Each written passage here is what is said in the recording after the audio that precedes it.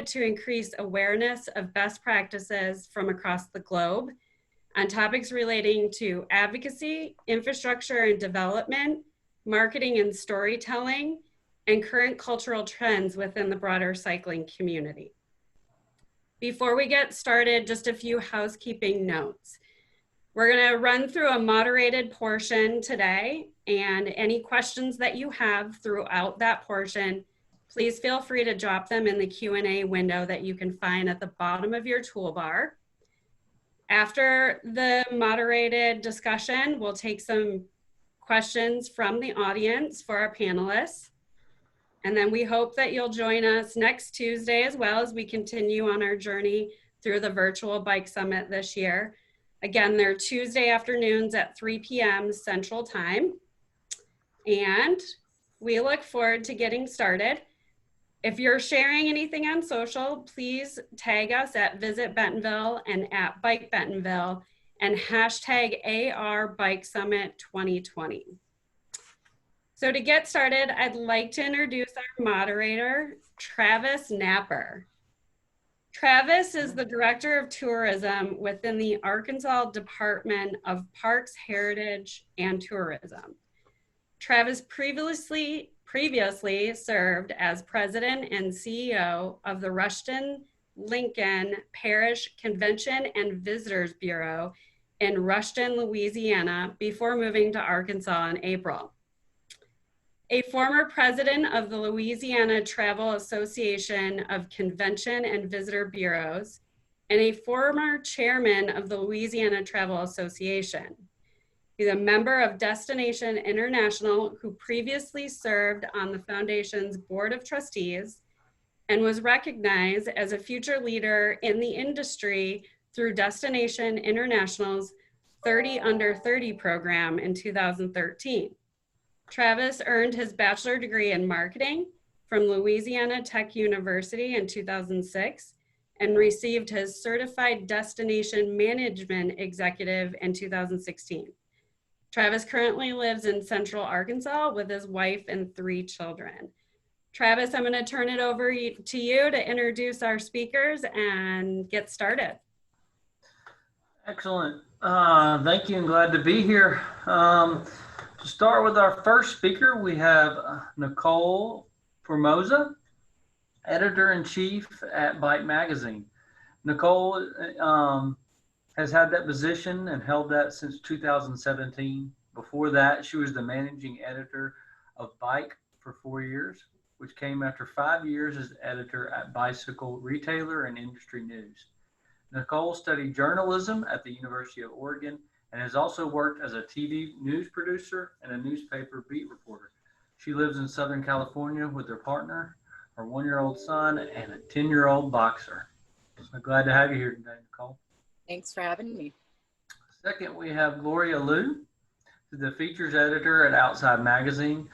Gloria is a journalist based in Boulder, Colorado, and the features editor at Outside Magazine. And as a freelance writer, Gloria has been a columnist and editor at large for Bicycling Magazine, with stories appearing in Men's Health, Women's Health, The Red Bulletin, Condé Nast Traveler, Lonely Planet, 5280, Bike, and other publications. Her work has been recognized as with a National Arts and Entertainment Journalism Award.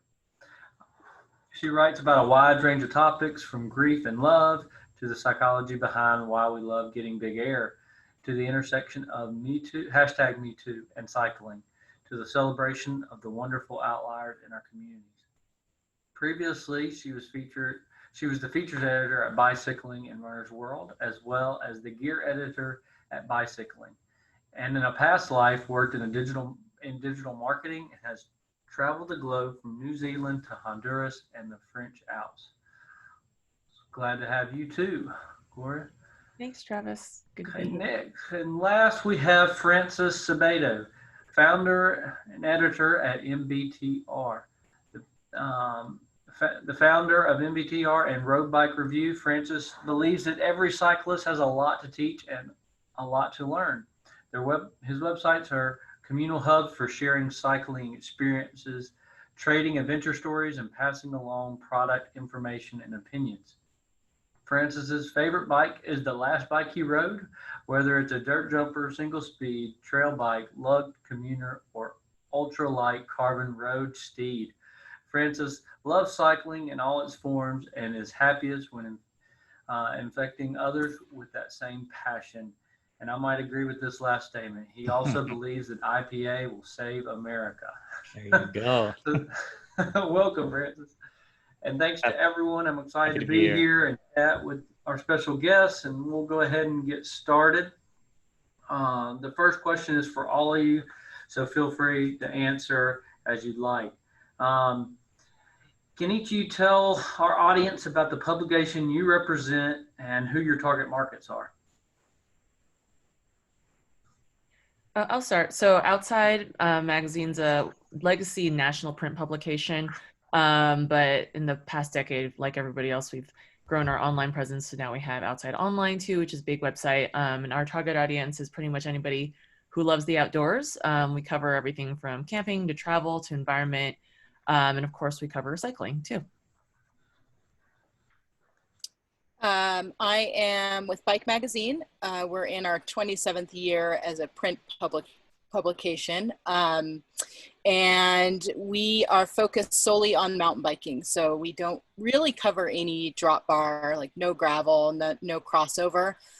So our target audience tends to be people who are pretty core mountain bikers. Not to say people don't do other forms of cycling, but we really tend to attract the core mountain bike audience. So I represent two publications for our websites. One is MTBR and the other is Road Bike Review. About 2 million users combined per month. And this MTBR is about 3 times as big as the Road Bike Review audience, just because I think we started there earlier in 1996. Target audience is the hardcore gearhead enthusiast who researches every aspect of their purchase. They spreadsheet everything, match the colors and whatnot. And then where we really try to get them is we love them to share. They not only get into the gear, but they get into the whole lifestyle. They don't call themselves hobbyists, but mountain bike lifestyle people, and they share where they want to go, where they want to take a vacation, and every ride, they want to share that enthusiasm and passion with like-minded people. Excellent. Great place to keep the community stoked.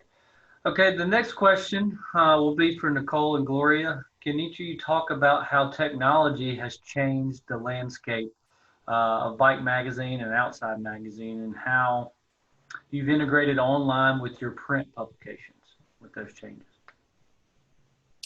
Sure, I'll start. I mean, it's changed everything, obviously, about how we do business and how we handle our editorial, how we approach stories. Kind of one of Bike's bedrocks is photography, and kind of we're committed to sort of working with the best photographers in the sport. And even a few years ago, we would have never put an image in the magazine that had already been on Instagram. It was just we just would have never even considered it. And now we think of them as such different platforms, and something you might just scroll right past on Instagram has a totally different life in print. And I mean, we still don't love that images are going on the gram first, but it doesn't mean that they don't have a life in print.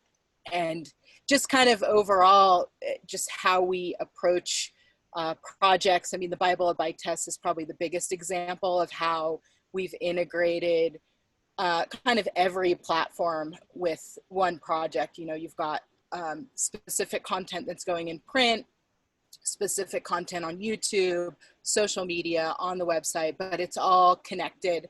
And so we really try to think of everything we do with kind of taking into consideration each of those different channels, but keeping them connected at the same time.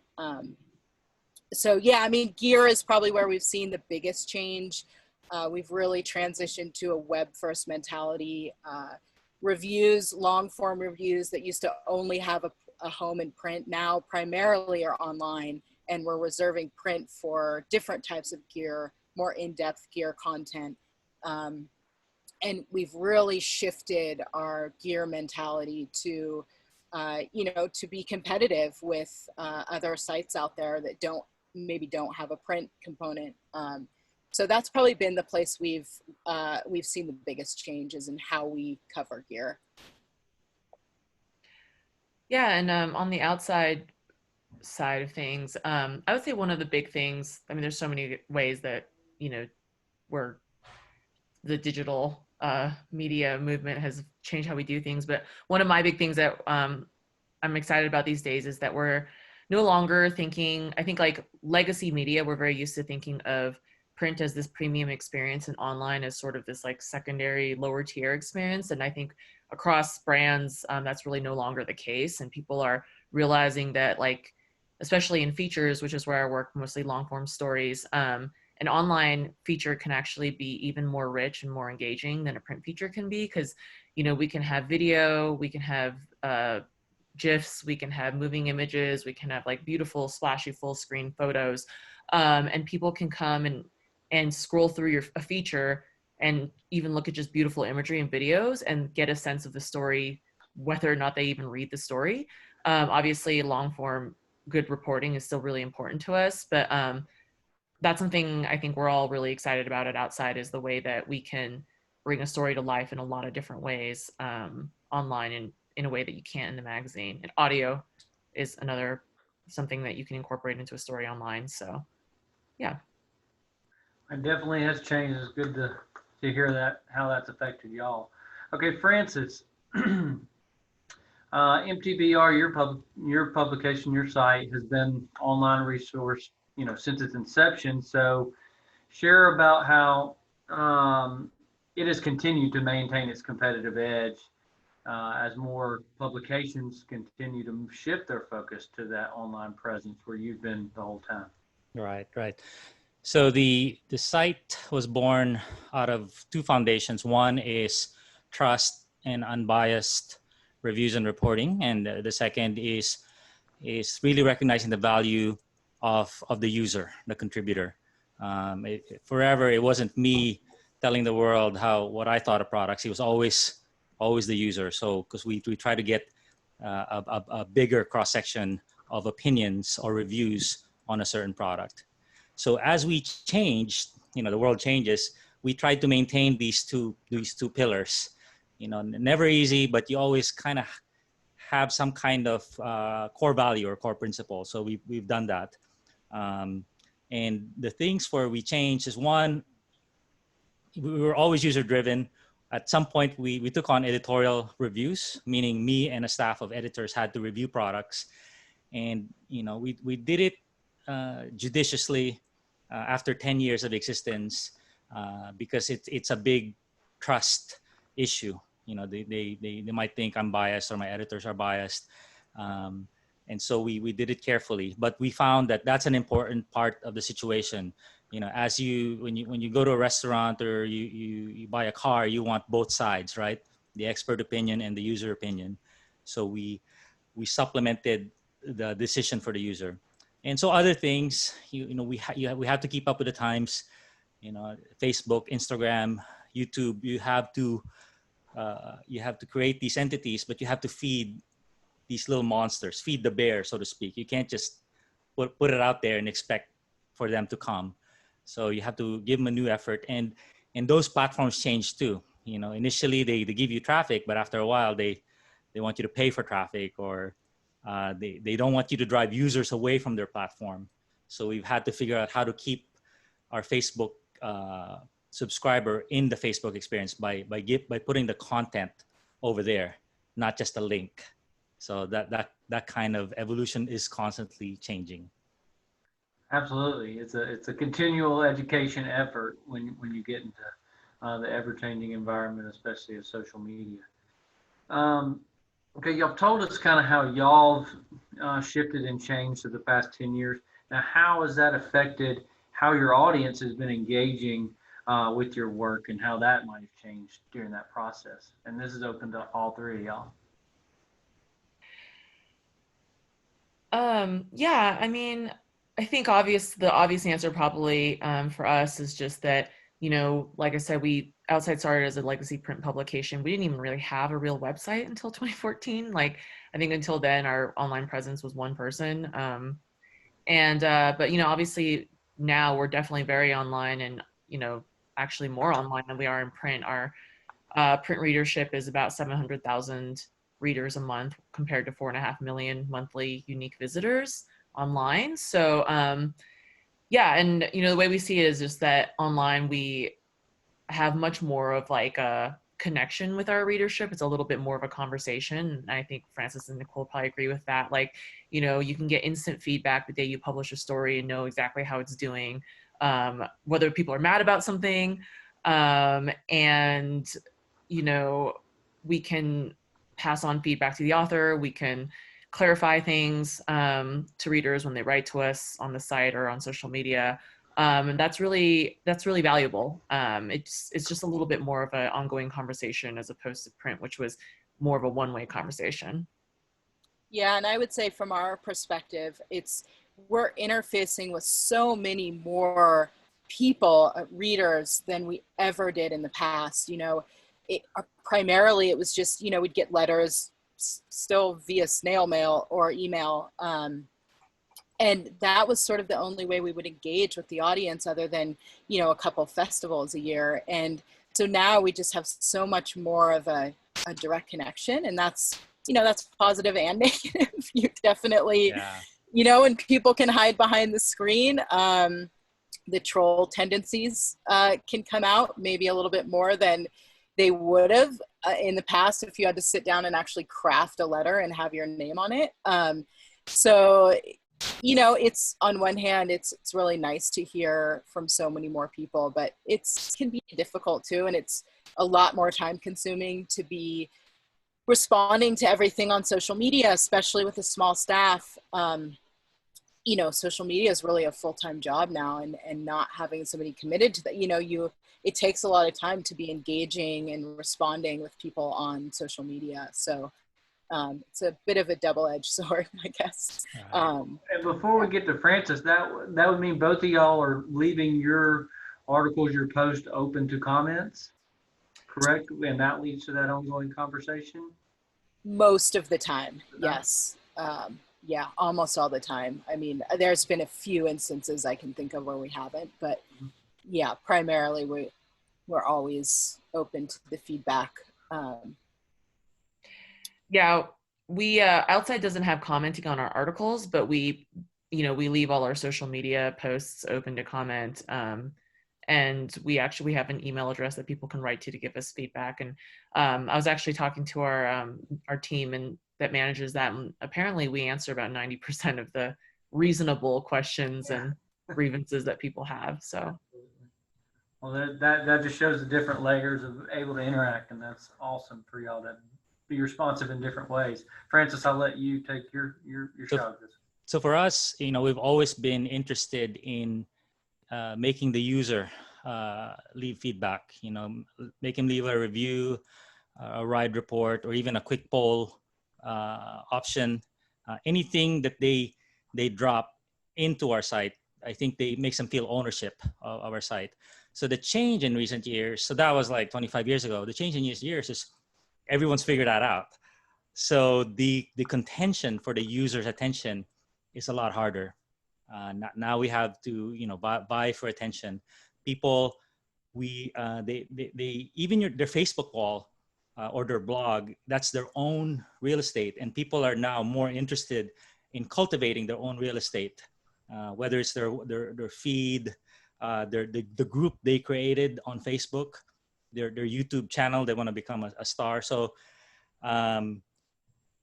it's harder for sure. And what we want to do is recognize that that's a cycle of change. As they build up their notoriety, they use vehicles like us, and we don't object to that. That's just part of the cycle. Some of them move on, some of them stay with us. In terms of the moderation and comments and whatnot, we have a little bit of experience with that. And we always try to leave our stories up for comments, and recognize that it needs to be moderated. It turns out users don't like to be censored or moderated, but other users hate that even more if it's a free-for-all. Manufacturers cannot stand it. If someone is a troll, it's very easy to identify them. If they're middle ground, it's a little harder. So it's having a staff of moderators, not just paid staff, that will help you. They're expert in doing this, and will do it on a daily basis. The best things are reported by the user. So if you have mechanisms where users can automatically report, or they can force rank comments, those are good, because those are automated, scalable systems. That's kind of vote by committee, so to speak. That this guy's a troll. He has no idea what he's talking about. So hey, use the community to help police our city, so to speak. Okay. Well, it's been mentioned through this, but we'll talk a little bit more about how social media for each of y'all has been incorporated into your strategy. How have you been using that to accomplish your strategy for each of y'all's individual operations? So I guess I can start. It's actually really interesting you mentioned this. So we used to have what we called a social media team, but since last year we've rebranded them to audience development. And the reason is because we really see social media just as one tool in a big toolkit that goes towards the goal of developing our audience. And in terms of all the tools that team has, they have email, they have SEO, they have social media, they have headline writing, and really social media is just one small part of that. And what we've really seen and been trying to do in the past years, we were actually trying to divest from social media a little bit and invest more in newsletters and SEO, because what we really see now is that social media is not really a traffic driver. Like if we have a big feature or a big editorial project that we're trying to promote, like most of our traffic comes from email. And social media instead is a really powerful engagement play.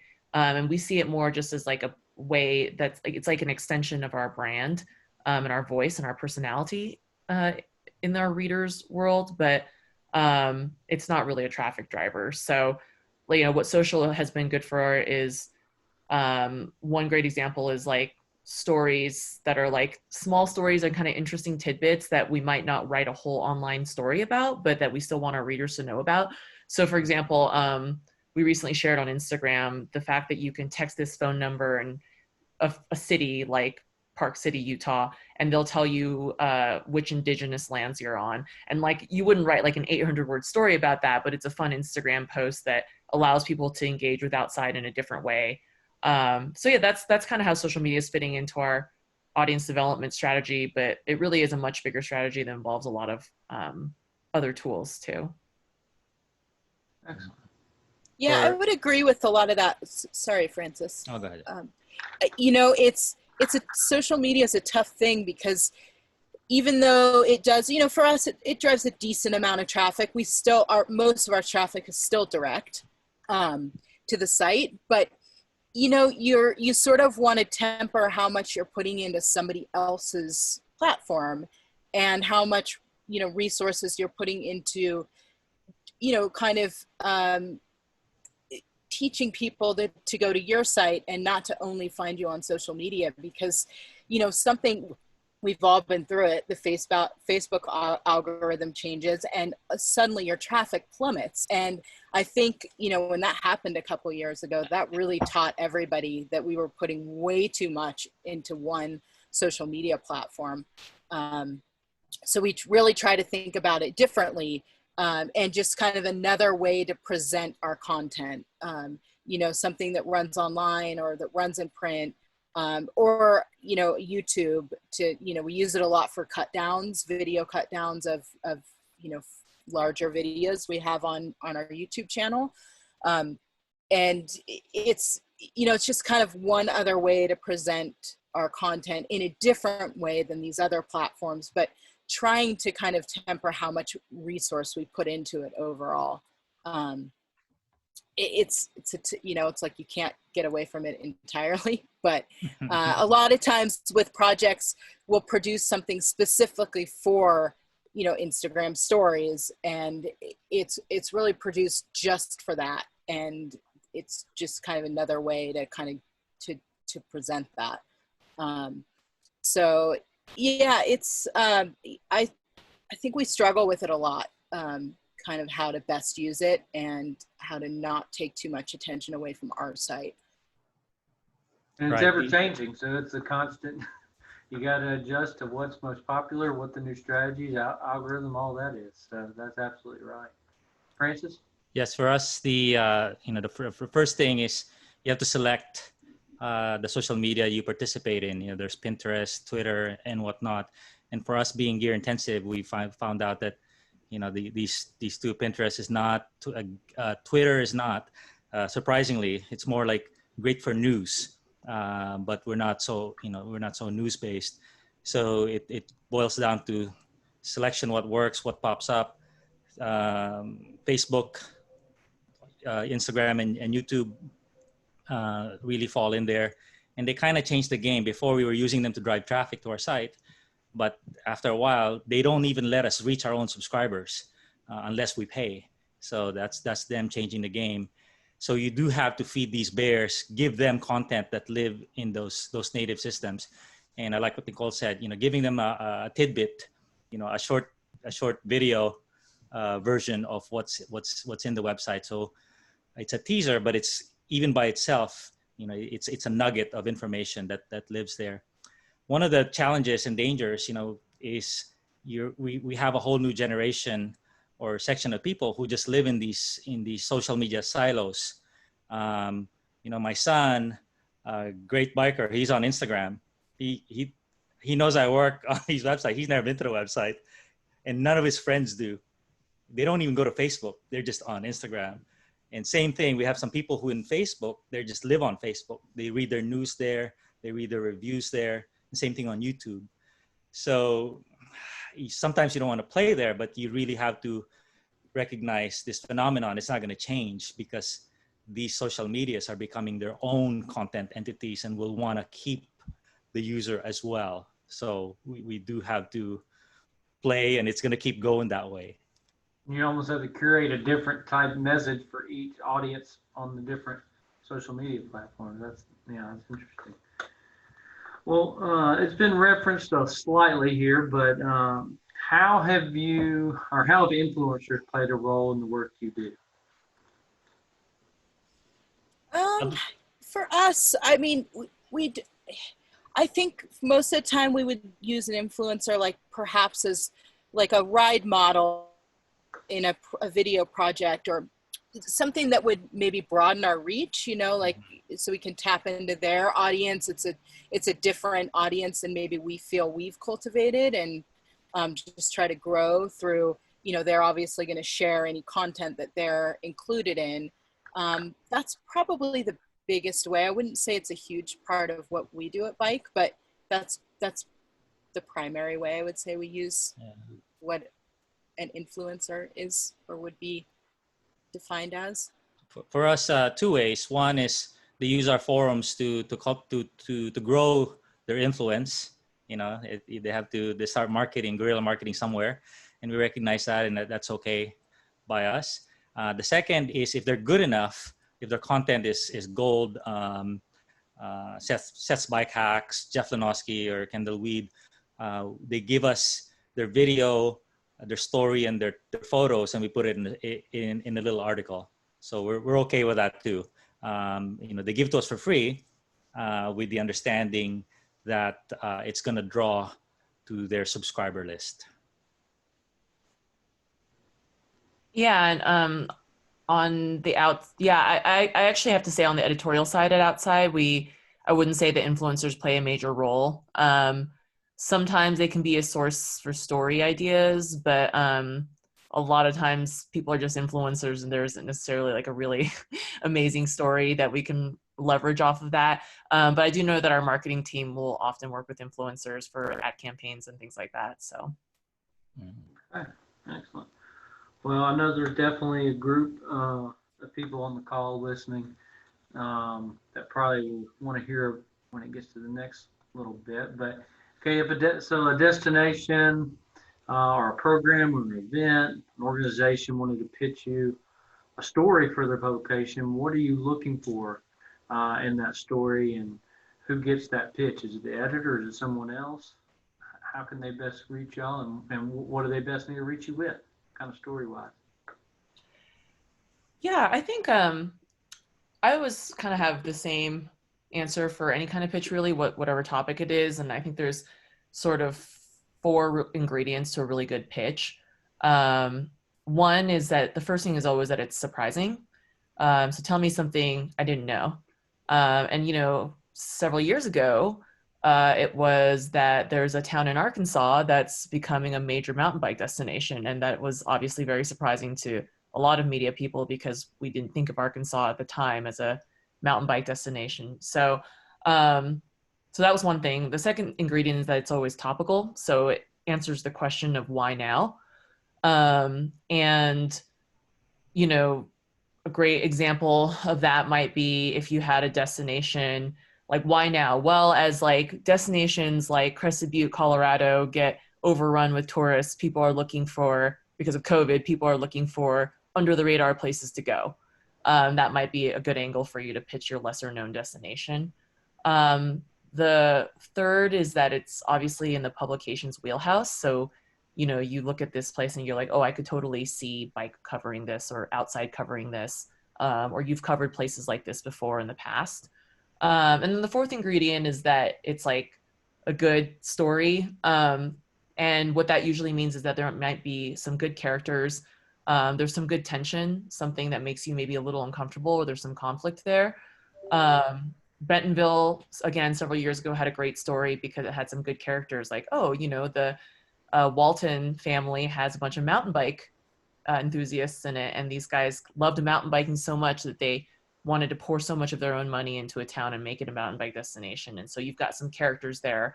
And, you know, you have a corporation that people know and have maybe different feelings about. So you maybe have a little bit of tension there. So yeah, so I would say those are the four ingredients for me to a good pitch. And then outside, at least, you would pitch the editor who's in charge of travel. So. All right. For us, really cool hearing Gloria's viewpoint, because we're not a travel focused site or gear. So it's only two that I'll mention. One is that it's compelling. Our number one motivation is views. We need to get views and engagement. So for that, we want, you know, we want the heavy hitters, meaning is this getting searched a lot?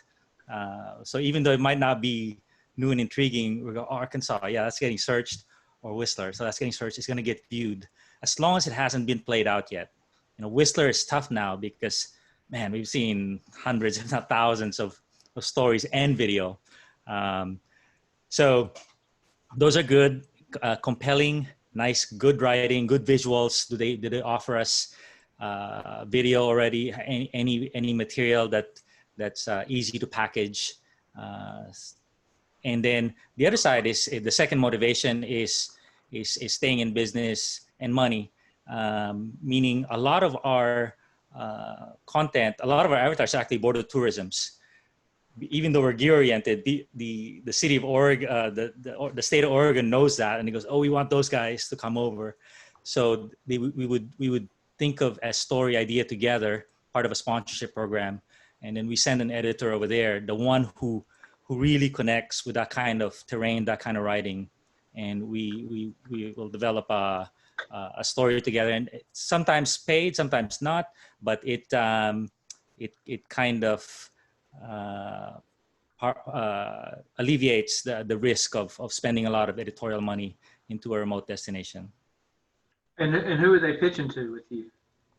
So they would pitch the editor, and then sometimes sales will be involved. If it becomes a sponsored project, then it becomes to us will be involved. sales director, and me and another editor. That makes sense. Yeah, and for bike, most pitches come to me these days. Some through our sales team from the destination side. A lot of times they'll come through the sales side of things. You know, in recent years, the primary way we've worked with destinations has been through the Bible. I mean, Bentonville is a great example of that. Right. And, you know, because we've always done that gear guide as kind of part destination guide. And in order to keep the bike test objective, we work with the destination to bring us somewhere. And then we create a bunch of content around a bunch of destination travel content that's different from the review content. And that's been a formula that's worked really well for us and for the destinations, just in terms of what they get from a marketing standpoint, the content that we give them from that's part of the deal. So that's worked really well with destinations. If we're talking about something non-sponsored, you know, just an editorial story, really similar to what Gloria said. I mean, we're really looking for that sort of unexpected angle, unexpected destination, somewhere that maybe people have heard of, but, you know, they don't know it as a mountain bike destination. And there's something to the story, to kind of how this destination, you know, a lot of times it's taken so many years in the making and so much work by kind of under the radar people. And it's those characters we want to tell the story about. It's their, you know, just what it's taken to get to a point to actually have trails. I mean, it's so many years before you're actually on the map. And yeah, so it's really just those stories that you're not going to find everywhere, and that you can really dig into a character and tell, you know, share a piece with our audience that they're not going to find anywhere else. So, you know, if somebody is pitching 10 different publications at once, I mean, we're less likely to bite if it's something that's kind of going everywhere and there's a lot of momentum around it. You know, we sort of want to be in there early or maybe just with a different angle. Well, a little follow-up to that is how best to pitch that for them. I mean, relationships is huge, so if that's already established, that makes a difference. But you know, is that, you know, starting that relationship, is that email? Is that a written? Is that meeting in person, a phone call? I mean, what works best? What do y'all appreciate the most? What's most effective for y'all? A lot of times for me, it's email, or it's a connection from somebody maybe they know already in the mountain bike community who we maybe have worked with in the past or we have a connection to. But a lot of times it just comes in through email and it's a follow-up from there. Excellent. Yeah, I would agree with everything there. And if people are like really thinking about the mechanics of writing a good pitch, I mean, I would say that if you're trying to pitch a destination, like write your email like you're trying to write the lead of a story and like grab my attention in the email. You know, have something kind of surprising or funny or something in the first paragraph and kind of draw the editor. I mean, we're there reading tons of emails all day, and if you can pull me in like you'd pull a reader into a story, that'll definitely help the chances of the pitch. Right, agreed. Likewise, you know, the more material you can help me decide in the first minute, the better. So the visuals and sometimes video helps as well. Well, excellent. Well, as destination marketers, we should be the storytellers, you know, of our places. So that's good to know. We should be able to be effective and help these other events or programs, organizations reach y'all. Okay. So this I'm interested in, for each of y'all and your readership and your audience. What do they want most of? Is that gear reviews, the personal stories of other well-known or not so known cyclists, adventure inspired pieces? What is it? I'd say for bike, increasingly over the past few years, 5 years, you know, we've really, people are coming to us more and more for gear, and we've put a huge effort into committing more to gear, but it's still the same things that people have always come to bike for, which is long form storytelling and, you know, stunning photography that's going to inspire you to get out of your house and onto the trail, even if it's just, you know, backyard loop. It's people still come to us for that inspiration and that feeling of, you know, that you can't get, that feeling of riding your bike that only riding your bike is going to give you. I still think a huge part of our audience is looking for that kind of content for us. So we really try to keep the balance with, you know, gear tends to get the instant kind of likes and clicks, and we really try to balance that with the, you know, the stuff that's kept us here for almost 30 years.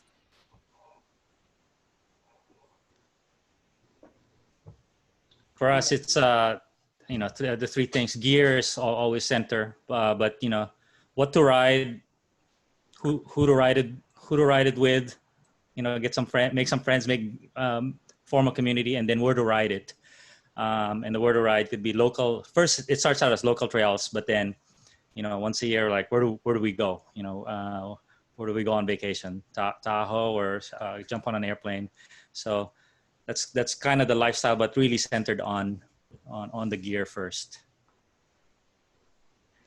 Yeah, I'd agree with all that. I had a boss at bicycling, actually, at my last job, who had maybe a little bit, it wasn't necessarily the most flattering way to say it, but he was like, you know, readers are pretty selfish and they want to know what to buy, and they want to know how to do things better.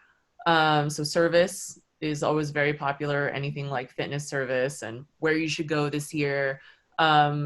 So those are definitely always our most popular articles. But and outside too, we do very well with our features. People know to come to us for smart, well-written, often literary journalism. So we do really well with that kind of storytelling too, and good reporting. Okay. And before we get to questions, what's the one thing you want the audience to take away from this session? I think for me, I don't know if this necessarily has much to do with media, but I do feel like have been entering, especially now, or in sort of a golden age of cycling, in the sense that, you know, maybe like 10 or more years ago, it was very race focused. Everybody looked up to the pros. It was all about like how fast you could go, and cycling was very serious. And, you know, in the last several years, I feel like cycling has become much more democratic, and, you know, people don't necessarily care as much what the pros are doing. And like, it's cool to express your individuality by wearing different things and looking different. And but most importantly, I feel like cycling is really just about having fun more and more now. And, you know, I guess if I was marketing a destination or an event, I would say that's the big takeaway is like bikes are fun. They've always been fun, but like it's cool for them to be fun now. Right. I love that. So I guess Yeah. focus on the fun. Yeah. For me, a takeaway would be, you know, as cycling grows, I think participation helps the economy, and it helps access. You know, people say, oh, it's an elite sport, exclusive, you know, it's exclusive sport. These guys don't deserve to ride on the hill, and I couldn't be more anti.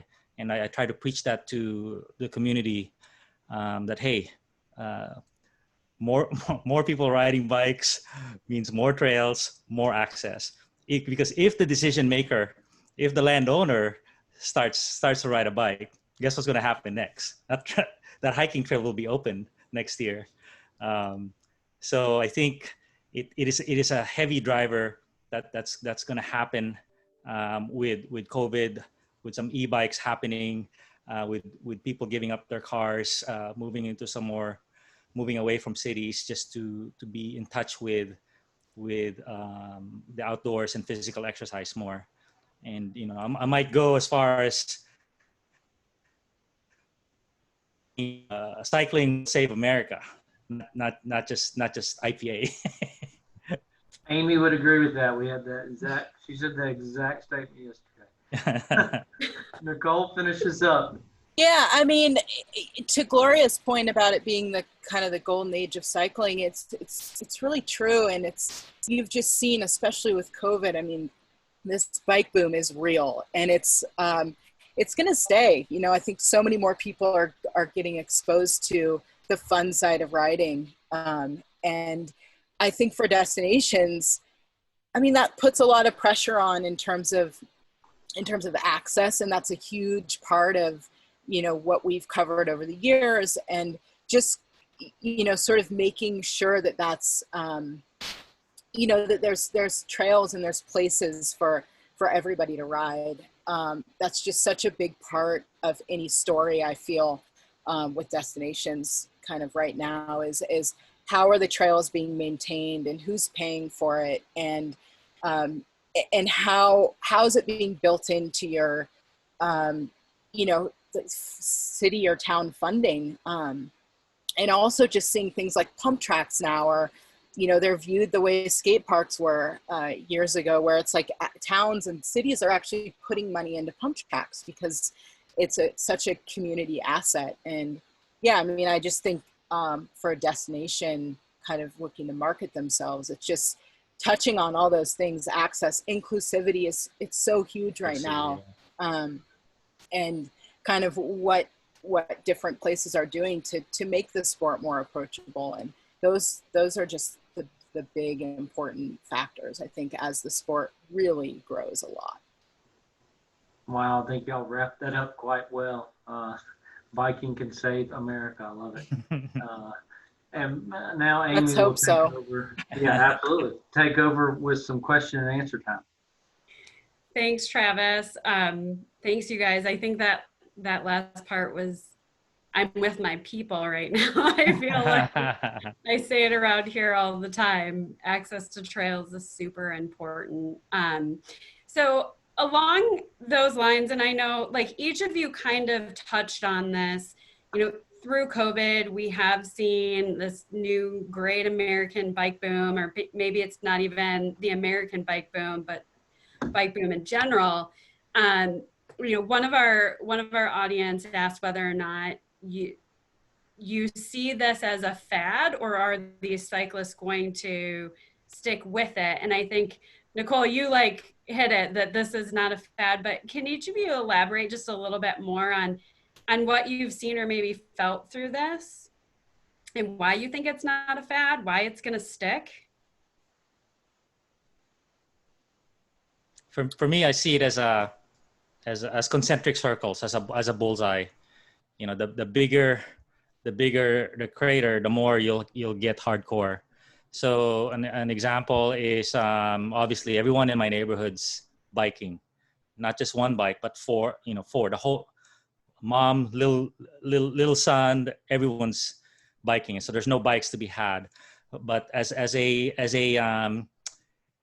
result of that, so all beginners. What does that got to do with us? As a result of that, you go to Demo Forest, and in Santa Cruz, and it is double the amount of traffic before, even on a weekday. And you guys who've been there know how remote that place is. And you see people on department store bikes. You see people on very expensive new bikes wearing basketball shorts.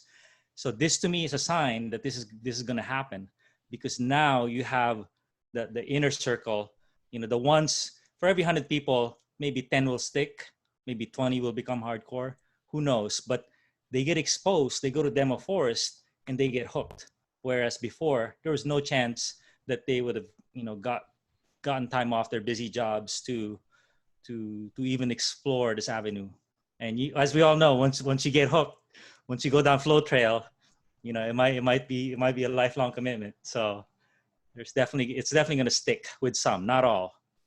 Yeah, I mean, I'd say for sure there's going to be attrition, and there's going to be people who you know, when life feels like it's kind of getting back to normal, who maybe, you know, don't take the bike out of the garage for another 10 years. But I think the exposure has just been, to Francis's point, it's just been so broad that even if, you know, a percentage of people stick with it and really commit to it, that's going to have an impact. And I think in general, COVID has sort of shown everyone, like, we don't have to have these lives that are so busy and everywhere all the time doing a million different things. And it's kind of made us all a bit more insular, for better or worse. And I think people realizing, like, hey, we can spend time with our family right from the front door. We don't have to be going to these, you know, far-flung places. Or, I mean, it's just, or riding a bike is just so simple, really, at its heart. And the pleasure you get from it is so simple that I think people are sort of realizing that through needing to be at home a lot more than anyone was planning on. Yeah, I would add to, like, you know, I believe in the bike's ability to hook people and to make them fall in love. I think it's also on the bike industry and the bike community to really take advantage of this opportunity, and, you know, think very hard. And it's hard for a lot of us who've been riding for a long time about the real pain points that turn off beginner cyclists. And it's like two big things are just like, one, like, where do you ride safely? You know, like, new roadies, like, they need to know safe road routes. And, like, that's a huge thing. If they have it, they'll ride more. If they don't, they won't ride as much. If you're going somewhere like a destination, just having well-signed mountain bike trails and maps, huge, you know, like, and, like, another thing is just mechanical stuff. I mean, getting a flat tire can literally take a new cyclist off their bike for months. So, like, how do you, if you have a town that you want people to come visit, like, how can you, you know, make sure that you're, like, solving that pain point? Or, like, you have bike shops can hold events to, like, teach people how to fix flats, or even just bike shops being friendlier if someone comes in with a flat tire and doesn't know how to fix it. So I think that there's a huge opportunity right now for us to, like, there's some very simple problems that all new cyclists deal with, that if we can help solve them, it will go a long way to keeping this sustainable and not a fad. Agreed.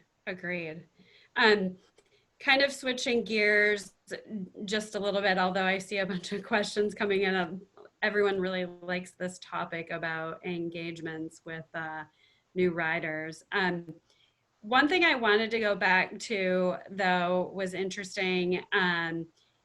Do any of your publications utilize podcasts as a way to tell and share stories? And can you tell us a little bit about that if you do?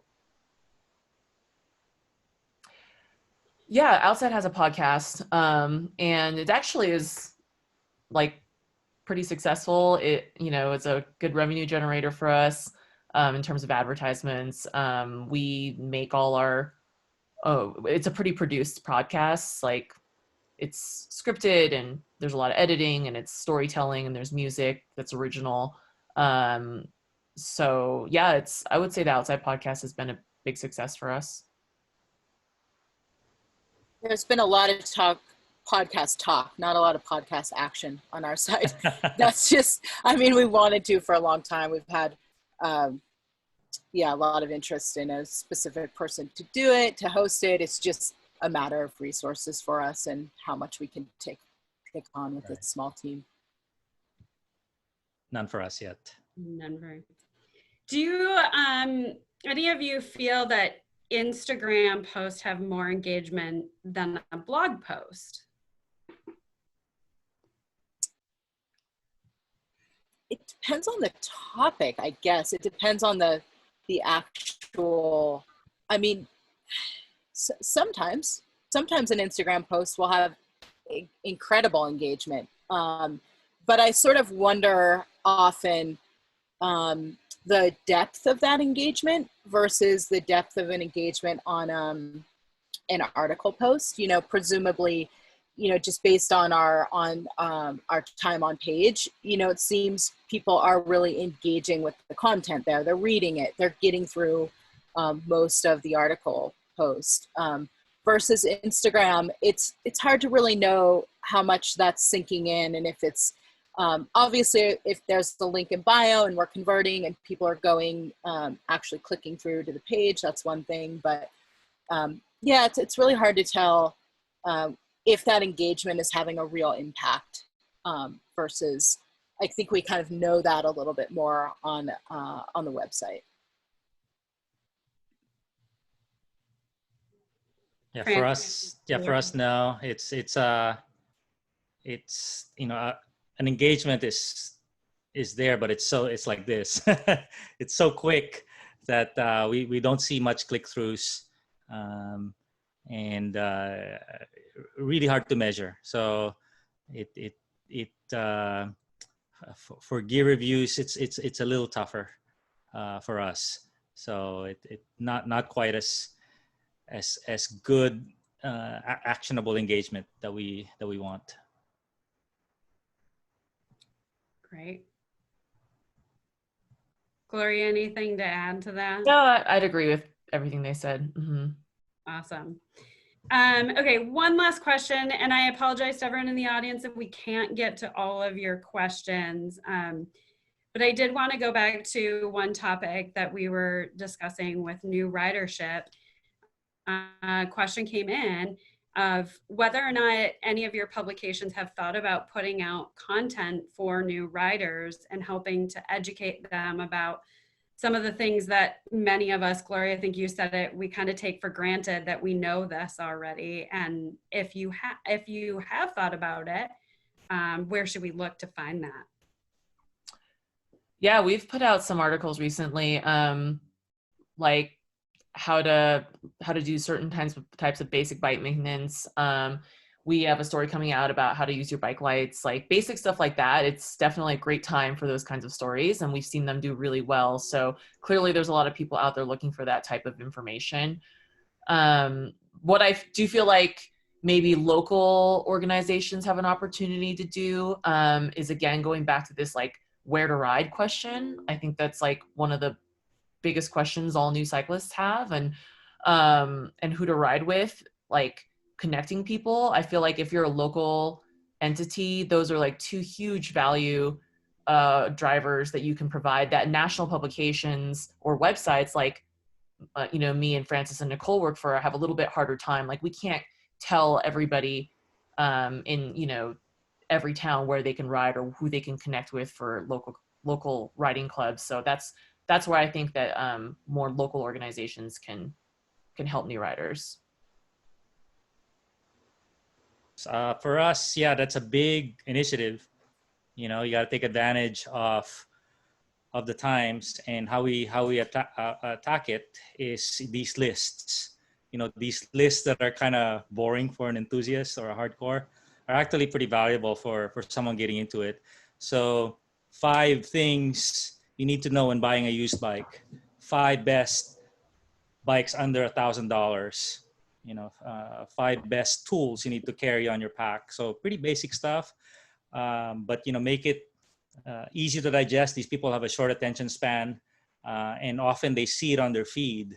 And a strategy I'd share is, you know, Google and Facebook, you look at these articles and see what's trending. So you use social media. As soon as you publish an article, you plug them on Twitter, Facebook, Instagram, to elevate its status. And lo and behold, the new guy who's been recently searching for a bike, it pops up on their feed. You know, the 5 things you need to know when buying a used bike. So definitely part of our strategy, and part of the casting a wider net to that bigger audience. Yeah, same with us. I mean, that's been a really big mental shift at Bike.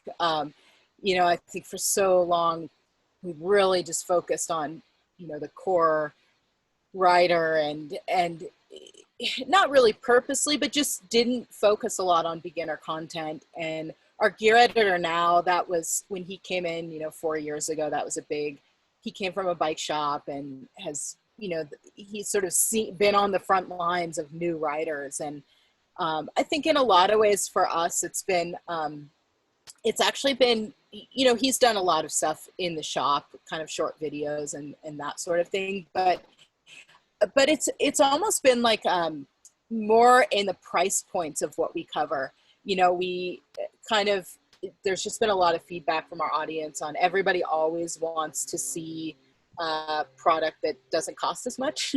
And so, you know, that's not necessarily just a beginner thing, but we've tried to get more sort of budget friendly with the gear that we cover. And I think that, like, you know, I do think that appeals to everybody, but yeah, there's a lot of sticker shock when you're first getting into the sport. Like, people cannot believe how much bikes cost. And so we've tried to, you know, cover, you know, here's a really good bike you can get for a full suspension mountain bike you can get for $2,000 and why. And it's still too expensive for a lot of our audience, but, you know, just trying to be,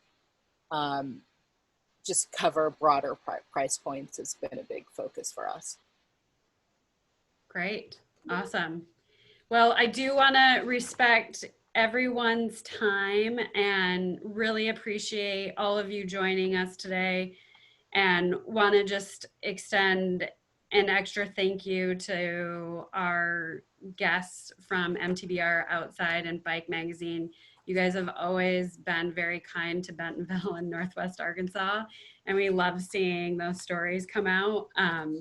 Thank you to Travis for moderating. We're so glad to have you as our state tourism director and look forward to more opportunities. For everyone else, we look forward to seeing you next week, again, Tuesday at 3 p.m. Central Standard Time, as we discuss how you can make a difference with inspiration and how-to tips. And again, if you're doing anything on social media or would like to tag us, it's at Visit Bentonville, at Bike Bentonville, and hashtag AR Bike Summit 2020. Thanks, everyone. Thank you. Thank you.